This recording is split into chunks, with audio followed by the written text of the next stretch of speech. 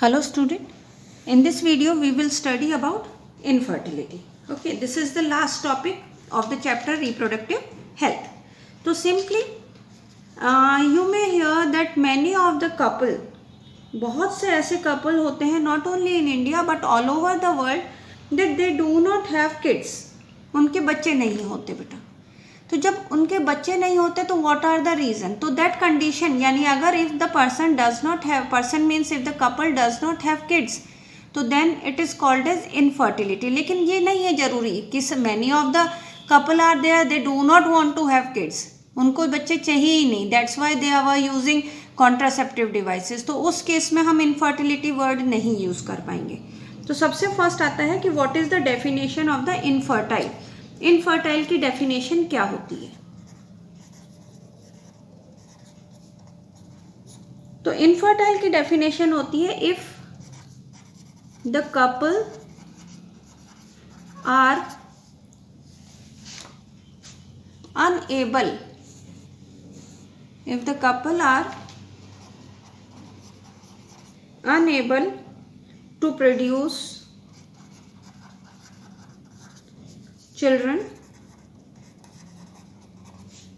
कि उनके बच्चे नहीं हो रहे, unable to produce children in spite of unprotected sexual cohabitation.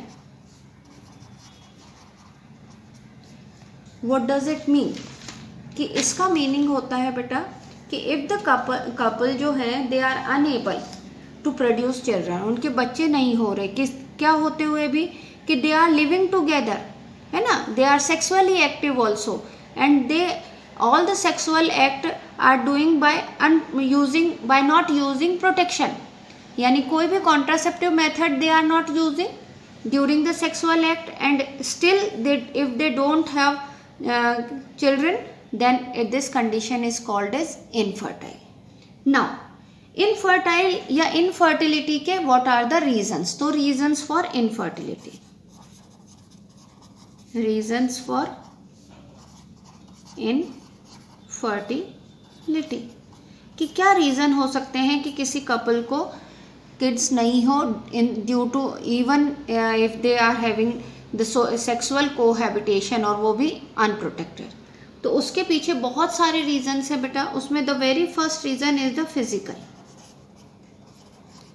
यानी if the person is not physically fit तो that may be the case. Physically fit मतलब कि मीनिंग हुआ कि रिप्रोडक्टिव ऑर्गन वेल डेवलप्ड नहीं है. Second, it can be congenital defect.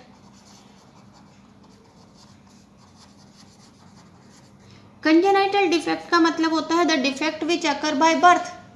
और हम लोगों ने बेटा जब जेनेटिक्स करा था तो कंजेनाइटल डिजीजेस जो होती हैं that is due to the genes, genetic defect होते हैं. तो congenital defect are those disease which occur during from the time of birth due to the genetic defect. तो in that case also the female और the male will not be able to have kids, तो then the person is considered to be the infertile.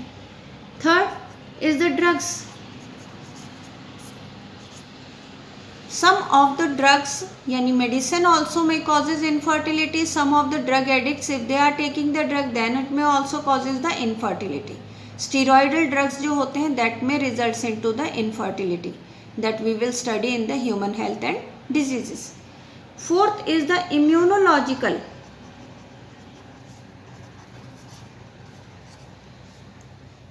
Reason. तो immunological reasons क्या होते हैं बेटा कि sometimes जो मेल और फीमेल, जो फीमेल है उसके अंदर इम्यून सिस्टम जो होता है वो स्पर्म को किल कर सकता है या जो जाइगोट बनता है उसको किल कर देते हैं. तो उस केस में भी the female remain infertile. Okay, next is the end most of the cases में जो चलता है होता है बेटा that is psychological. There are various psychological cases. इसमें मैं डिस्कस ही नहीं कर सकती because they are so many psychological case reasons for which the female, not only female, the male and the female may remain infertile. ठीक है. अब बेटा ये सारे जो रीजंस हैं इनफर्टिलिटी के, तो इन रीजंस से अब यूजुअली क्या होता है कि whenever if the couple is not having the kids, तो then Indian culture will blame the female only.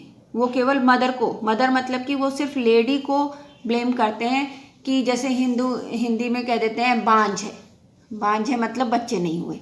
अब बेटा बच्चे नहीं हुए, उसके पीछे female alone is not responsible.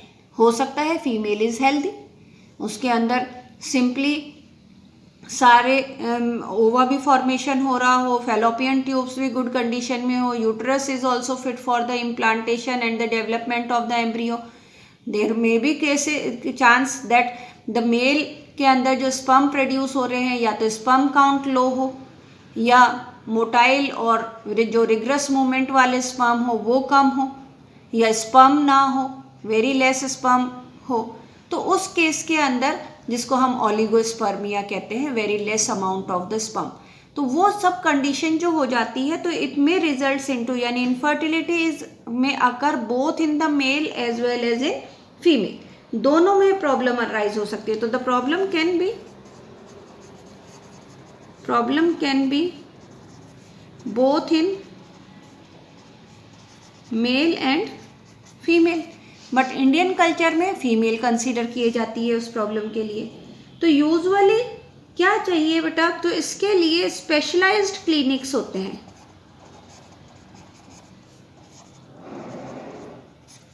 Specialised clinic होते हैं जिन्हें कहा जाता है इनफर्टिलिटी क्लिनिक्स.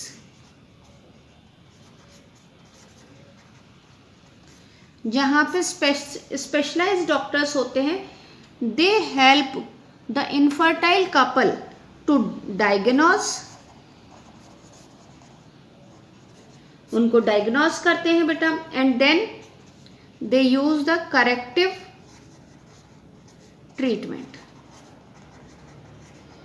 करेक्टिव ट्रीटमेंट के अंदर आता है कि अगर बेटा इम्यूनोलॉजिकल रीजन है तो वो उसको करेक्ट करते हैं. अगर कंजेनाइटल डिफेक्ट है तो उस केस में तो ये नहीं हो सकता, लेकिन they can give a corrective measure. वो हम लोग अभी डिस्कस करेंगे कि कौन कौन से measures the doctors can suggest. Special technique use करते हैं. अब बेटा आता है कि अगर such conditions are not possible, कि भाई डायग्नोज करके करेक्टिव ट्रीटमेंट भी नहीं हो पाया, तो in that condition a special treatment has been done and that is called as ART. ART is the assisted reproductive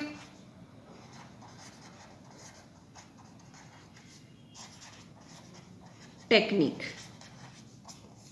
assisted reproductive technique. बेटा ये वाला टॉपिक, जैसे मैंने आपको कहा था, मेंस्ट्रुअल साइकिल हर साल आता ही आता है. आर्ट में से भी एक क्वेश्चन 110% एवरी ईयर आएगा ही आएगा, because there are various technique. तो we should do it in a proper manner. तो सबसे फर्स्ट आता है असिस्टेड रिप्रोडक्टिव टेक्निक. क्या होती है बेटा? As the name indicate, assist कर रहे हैं in the reproduction by using some technique. तो बेटा असिस्टेड रिप्रोडक्टिव टेक्निक में हम इनको दो कैटेगरीज में डिवाइड करते हैं. One is called as in vitro fertilisation,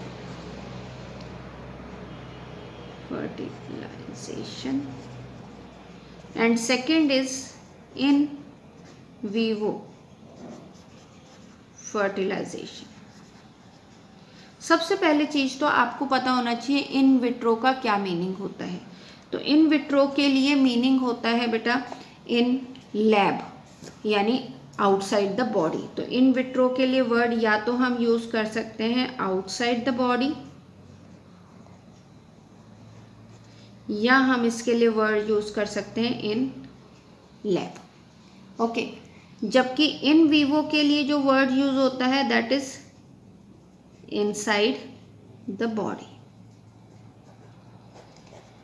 तो in vitro fertilization, which is also called as IVF, you may have seen many banners, है ना, in the city also, कि बहुत बैनर्स देखे होंगे यूजुअली जो गायनेकोलॉजिस्ट डॉक्टर्स होते हैं उधर आईवीएफ के लिए। तो ये IVF is the in vitro fertilisation. तो ये इन विट्रो फर्टिलाइजेशन भी यूज कर सकते हैं या इन विवो फर्टिलाइजेशन भी यूज करते हैं, बट डॉक्टर सजेस्ट कि विच वन द पर्सन और the couple should go for either in vitro fertilisation और फॉर इन विवो फर्टिलाइजेशन। तो we will study the various technique of the ART and under which condition it has been suggested, यानी किस condition में कौन सी technique को suggest किया जाता है वो हम लोग इसमें करेंगे। तो सबसे फर्स्ट टेक्निक अगर हम लोग लेते हैं तो हम पहले लेते हैं बेटा इन विट्रो फर्टिलाइजेशन। ओके, तो first I am taking in vitro fertilisation. अब बेटा इन विट्रो फर्टिलाइजेशन कब हो सकती है, कब यूज की जाती है ये टेक्निक? तो ये technique, this technique is used, this technique is used कब? पहली चीज तो बेटा if female not able to produce ova। पहली कंडीशन तो ये है कि फीमेल के अंदर ओवा नहीं बन रहा है, ठीक है। तो ओवा नहीं बन रहा है तो किससे लिया जाएगा? डोनर से लिया जाएगा। Second, if sperm count is low, male के केस में स्पर्म का अमाउंट बहुत कम है, उस केस में भी इन विट्रो फर्टिलाइजेशन टेक्निक को ही यूज किया जाएगा। Third thing, if fallopian tube is not proper, यानी कोई defective, if defect in fallopian tube, कि फैलोपियन ट्यूब में डिफेक्ट हो। तो ये कुछ कंडीशंस हैं जिस केस में इन विट्रो फर्टिलाइजेशन यूज किया जाता है। तो इन विट्रो फर्टिलाइजेशन में सिंपली हम लोग डिफरेंट मेथड यूज करेंगे। तो सबसे first method I am using, that is the जिसको हम सिंपली कहते हैं test tube baby, test tube baby. अब बेटा टेस्ट ट्यूब बेबी से ये मिसनॉमर है, कुछ बच्चे समझते हैं कि पूरा का पूरा बेबी टेस्ट ट्यूब में डेवलप हो जाता है, एक बड़ी सी टेस्ट ट्यूब होती होगी जिसके अंदर ये बेबी हो जाता है। Actually this is not so. और या फिर कई टीचर्स ये कह देती हैं कि because the fertilisation takes place in the test tube that's why it is called as the test tube baby. This is also not so. ऐसा इतना ईजी नहीं है लैब कंडीशंस में फर्टिलाइजेशन करवाना। इसके कंडीशन, इनको करवाने के लिए हाईली प्रिसाइजन इक्विपमेंट्स यूज़ किए जाते हैं बेटा। स्पेशलाइज्ड प्रोफेशनल्स होते हैं, एक्सपेंसिव इंस्ट्रूमेंटेशंस होते हैं, वो सब चीज़ें यूज़ की जाती है। तो टेस्ट ट्यूब बेबी हम इसलिए कहते हैं because the fertilisation takes place in outside the body और इन द लैब कंडीशन। तो सिंपली चीज़ है बेटा कि टेस्ट ट्यूब बेबी में क्या किया जाता है कि फर्टिलाइजेशन कब होता है बेटा? In vitro. देन जो एम्ब्रियो होता है it is transferred in the mother uterus, ठीक है। तो मदर यूट्रस में एम्ब्रियो को ट्रांसफर कर दिया जाता है, यानी कि ईटी कर दिया जाता है, ठीक है। आईवीएफ के बाद ईटी कर दिया जाता है। तो अब ये जो प्रोग्राम है इसमें क्या क्या कंडीशन की, जो जाइगोट है या एम्ब्रियो को किस कंडीशन में ट्रांसफर किया जाता है? तो सिंपली ये होता है बेटा, फर्स्ट हम लेते हैं ZIFT, ZIFT, zygote intra fallopian transfer. As the name indicate कि जो फर्टिलाइज्ड एग है उसको ट्रांसफ़र किया जाता है इन द फेलोपियन ट्यूब, लेकिन कौन एग को कितने सेल स्टेज पर, तो that is less than 8 cell stage, ठीक है, एम्ब्रियो को ट्रांसफ़र किया जाता है inside the fallopian tube, less than 8 cell stage, तो वो फेलोपियन ट्यूब में ट्रांसफ़र करा जाता है। If the embryo more than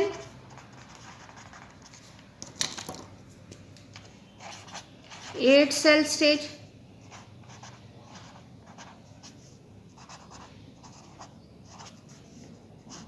transfer करा जाएगा, तो वो कहाँ ट्रांसफर करा जाएगा बेटा, यूट्रस में। तो इसको कहा जाता है IUT। IUT means intra uterine transfer.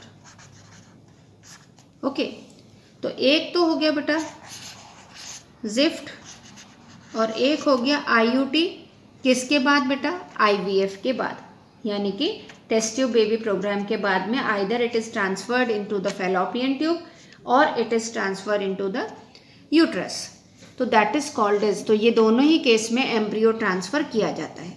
अब बेटा बात आती है कि इसके केस में किस कंडीशन में जिफ्ट या IUTs के लिए जाते हैं। Suppose mother is not producing ओवा, ठीक है, और उसकी फेलोपियन ट्यूब भी हेल्दी नहीं है या डिफेक्टिव है, तो उस केस में द ओवा is taken from the donor and sperm is taken from the husband, ठीक है, डोनर से एग ले लिया जाता है, हस्बैंड से स्पर्म ले लिया जाता है, और फिर उस स्पर्म को फर्टिलाइज करने के लिए अलाउ करते हैं इन द लैब कंडीशन, और जब वो फर्टिलाइजेशन हो जाता है और एम्ब्रियोनिक डेवलपमेंट स्टार्ट होता है, तो लेस देन 8 सेल स्टेज में it is transfer more than 8 cell stage में it is transfer in the uterus, तो दैट इज IUT।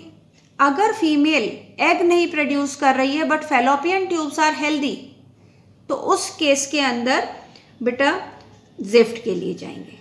ओवा नहीं प्रोड्यूस कर रही है तो डोनर से ओवा ले लिया जाता है, फर्टिलाइजेशन लैब में इन विट्रो फर्टिलाइजेशन करते हैं, and then the embryo is less than 8 cell stage पे it is transferred in the fallopian tube. Got it? ये तो हो गया बेटा in vitro fertilisation. Now we come on to the next, that is in vivo fertilisation. तो simply हम लोग लेते हैं इन विवो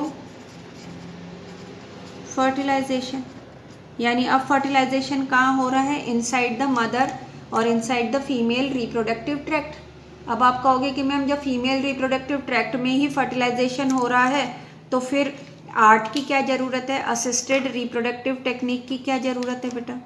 तो सिंपली मैंने आपको कहा कि it is not always necessary कि the female is at fault. Female के एग भी प्रोड्यूस कर रही है बेटा, suppose fallopian tube are also healthy, uterus is also healthy, but male के केस में स्पर्म काउंट लो है, या मेल के में साइकोलॉजिकल रीज़न की वजह से the male is not able to ejaculate the semen inside the female reproductive tract. तो in that case the couple can go for in vivo fertilization.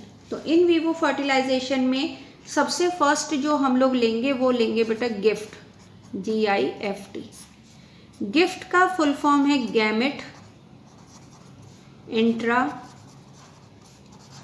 Fallopian transfer.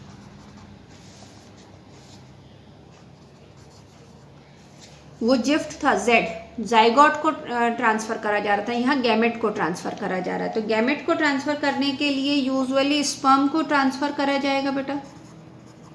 Sperm either from husband और from donor. एक condition तो ये हो सकती है।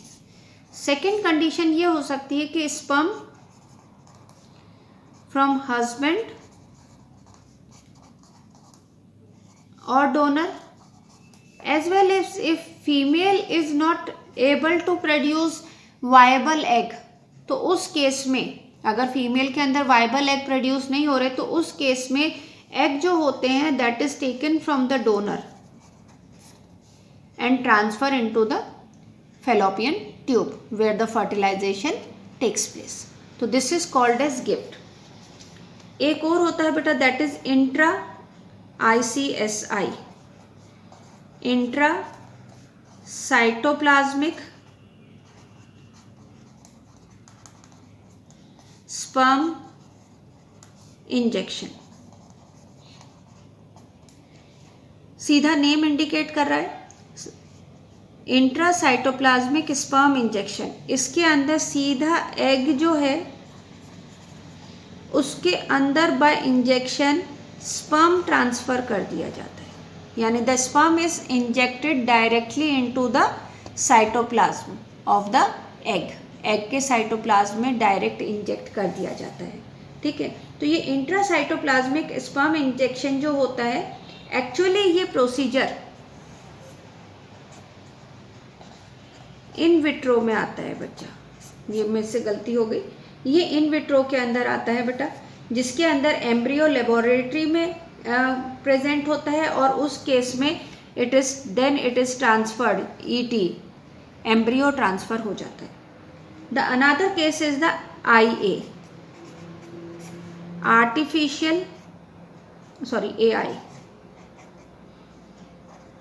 Artificial insemination. Insemination, as I told you, transfer of semen into the female reproductive tract is called as insemination, or you can say ejaculation of semen into the female reproductive tract is called as insemination. यहाँ artificially semen introduce करा जा रहा है बेटा female के reproductive tract में, that's why it is called as artificial insemination. तो यहाँ पे the semen from husband or from donor has been taken and by the help of injection or by the help of instrument it is transferred into the female reproductive tract. वो vagina में भी introduce करा जा सकता है, either in the vagina और in the uterus. ठीक है, तो अगर यूट्रस में करा वेजाइना में किया जाता है तो उसको हम सिंपली AI कह देते हैं, और यूट्रस में करा जाता है तो उस केस में it is called as intra uterine insemination, जिसको हम IUI कहते हैं, IUI. तो इस केस में जब ट्रांसफ़र कर दिया जाता है सीमन तो लो स्पर्म काउंट होते हुए भी वो फर्टिलाइजेशन कैन कॉजेज फर्टिलाइजेशन. तो these are the certain technique. ठीक है, जिफ्ट अपन ने पढ़ा, जिफ्ट जाइगोट इंट्राफेलोपियन ट्रांसफर जो इन विट्रो फर्टिलाइजेशन का केस है. Intrauterine transfer more than 8 cell embryo को ट्रांसफर करा जाता है बेटा. ICSI इंट्रासाइटोप्लाज्मिक स्पर्म इंजेक्शन, यानी आउटसाइड लैब में स्पर्म को डायरेक्टली इंजेक्ट किया जाएगा एग के अंदर और फिर उस एम्ब्रियो को ट्रांसफ़र कर दिया जाएगा मदर में. या फिर इन विवो फर्टिलाइजेशन में गिफ्ट गैमेट को ट्रांसफ़र कर दिए जाते हैं फेलोपियन ट्यूब में, आइदर स्पर्म और द ओवा और बोथ. और इस केस में आर्टिफिशियल इंसेमिनेशन में semen is introduced either in the vagina और इन द यूट्रस. ये सारी चीज़ें जब हो जाती है तो nowadays also one more thing is there कि if the mother is not producing, if the mother is producing ova, suppose mother ova produce कर रही है बट उसकी fallopian tube is also not healthy, या चलो fallopian tube is also healthy but uterus is not healthy for the implantation और for completing the gestation period. तो in that case another technique and that is called as surrogacy is used. ठीक है, जिसके अंदर zygote taken out from the mother's body यानी fallopian tube से निकाला जाता है non surgically and introduced into the uterus of the another mother and that is called as surrogate mother, where the development of the baby or it completes its gestation period. So that is also called as surrogacy. Now so many techniques are there, but still very few people are using these technique, है ना. Very few people are using IVF, चाहे in vitro है या in Vivo है, बहुत कम use कर रहे हैं. क्यों बेटा? सबसे पहले तो लैक ऑफ स्पेशलाइज्ड डॉक्टर्स, है ना. स्पेशलाइज्ड डॉक्टर्स बहुत कम है. Second thing, it is quite an expensive process. Expensive process है बेटा. Second, it is the success rate is also very low. और बेटा ये एग्जॉस्टिव भी है. एग्जॉस्टिव है फॉर बोथ मदर के लिए भी, मतलब फिजिकल भी, साइकोलॉजिकल भी. ठीक है. तो only very few people are able to use this technique. Okay. So what is the another method to have the children in the infertile couple?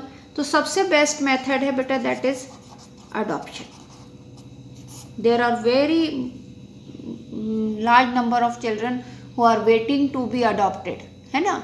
तो उन ऑर्फन चिल्ड्रंस को अडॉप्ट करना is the best thing to have the kids. Second thing, in vitro fertilisation से सम of the people वो इसलिए भी नहीं जाते हैं because there are certain emotional, ठीक है, रिलीजियस और सोशल स्टिग्मा है बेटा. अब कैसे सोशल स्टिग्मा, कैसे ये फैक्टर्स होते हैं जो डिटरेंट करते हैं, deterrent the couple to go for IVF. Emotional. Suppose मैं in India, if the doctor suggest that mother is not able to produce ova, तो we will take the ova from the donor. तो they do not allow कि भाई ये तो और किसी का जीन आ जाएगा. ऐसे ही अगर स्पर्म डोनर से लेने के लिए दे वोंट अलाउ. रिलीजियस, कि भाई अगर वो यूज़ करते हैं कि सिंपली कि चलो डोनर से लेते हैं, तो वो कहेंगे पता नहीं किस कास्ट का है, किस रिलीजन का है, वो तो हम लोगों के रिलीजन का नहीं है. सोशल, सोशल में आता है बेटा, many of the people they just stigmatized कि भाई इसके बच्चे ही नहीं हो रहे थे, इसलिए इन लोगों ने ऐसे बच्चे करवाए हैं. तो ये बहुत सारे रीजंस आते हैं बेटा जो डिटरेंट करते हैं मैनी कपल्स को not to go for the IVF. But अगर वो IVF के लिए नहीं जाना चाहते हैं तो then adoption is the best method. ये हम लोगों का बेटा रिप्रोडक्टिव हेल्थ कंप्लीट हो गया है. Now I will send the assignment also. Thank you.